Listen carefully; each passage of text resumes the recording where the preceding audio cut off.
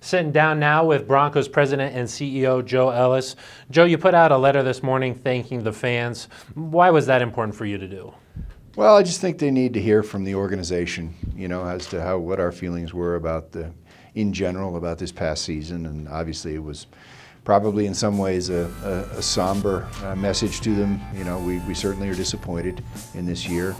But having said that, we recognize our challenge moving forward and owe them, because of their great loyalty and passion and the emotion they put into our team, we owe them the very best we can be. And I look forward to rolling up our sleeves and getting to work here very soon on this, on the 2018 season. Joe, in the letter you mentioned that it's important for the team to not rely on past success.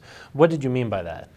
Well, I think sometimes, Phil, we just get caught up in that, and it gets reported a lot, and maybe someone hears it or reads it or sees it even, even if it's just walking by and seeing what's in our lobby here or in the locker room, 3 Super Bowl trophies, and assumes that that's going to be the way it is each and every year, and you cannot make assumptions. You have to work hard. Everybody starts the season 0-0, and you have to earn every victory. And you have to earn every ounce of trust with your fans, and that changes. That never changes each year. You start over every year, and so what may have carried over from past success doesn't guarantee future success. So I think it's important. As I said, I'm not sure I did a good enough job of getting that message across, and now I'll just have to do a better job of doing it. Is that just sort of in line too with VJ's message with his assistant coaches of building that culture?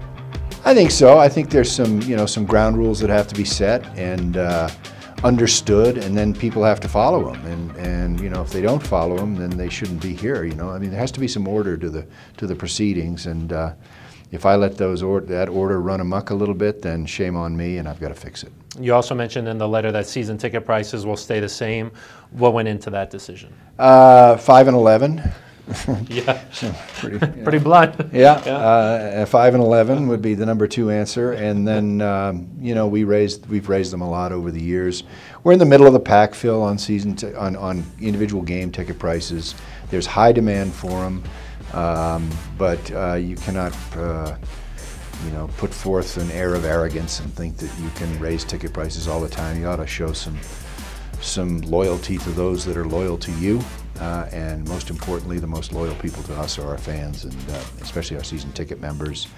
And so tickets remain flat in 2018. Obviously, Vance Joseph's first season didn't go as planned. What kind of growth did you see from him, and confidence that it'll lead to improvements next year? Well, I think, certainly his relationship with his players moving forward, and I think guys did play hard throughout the year. The results weren't there. Certainly the play on the field was not what we wanted to see. We had a lot of poor performances. We had some games where we just weren't competitive. So there's room for improvement, and Vance knows that, and I like that. I had a good conversation with him yesterday, and I'll have another one that gets a little more specific on some things that John and I have talked about, and my personal beliefs about how we can do better and how he can do better. But Vance is very open to that. This is his first year. I expected some slips and slides and some growing pains along the way. Fans don't want to hear that. They want results right now. I understand that, but we're geared towards trying to get better and do things better, and Vance is on board for that. And so I'm excited about 2018. How close do you feel like the team is to getting back to the playoffs? Well, you don't know. You don't know. I wouldn't talk about being close, coming off of 5 and 11. I don't think that's realistic right now. I think you got to see what happens in the off season. You got to see where the attitude is of the team and the organization, and every day moving into this season is critical for us. And I'm not going to guess whether we're close or whether we're not close. John and Vance know on the football side, I think, a little bit better, and they may have answered to that. But our record is what our record is, and all we can do right now is work as hard as we can to get better and get that record turned around. Away from football, you mentioned this in your press conference about the stadium naming rights. The signage is coming down. What's the latest with the stadium name? Well, we're still having meetings. At some point, we're going to have a new name on the stadium. Certainly, I think by the start of the season, whether it's a placeholder name or an actual name with a corporation on it. That would be my goal. I think it's important to the capital funding of the building. We have 13 years left on the building. It's been a terrific stadium for us. We're very fortunate, and we want to keep it that way.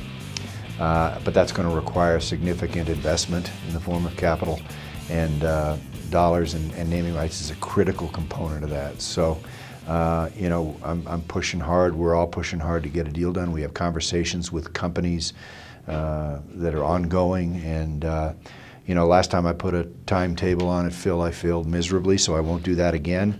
But I am hopeful that eventually we get to that place where the name is permanent and we move forward. The UC Health Training Center, already a first-class facility, but it's going to get even better. What's the latest with construction around here? Well, we haven't really touched these meeting rooms for players and coaches since the building opened.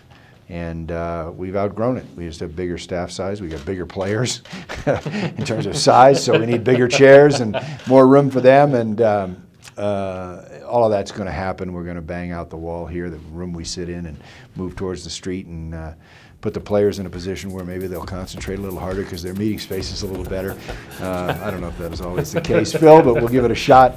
And but these changes have needed to happen, and Chip Conway does a great job of overseeing it, and I'm excited to see where it all comes out in July. It all plays a factor in the final performance, huh, on the field? I think so. I think you gotta provide the best possible environment and give these players every opportunity to succeed. All right, Joe, thank you so much for spending some time with us. Okay, Phil, thank you.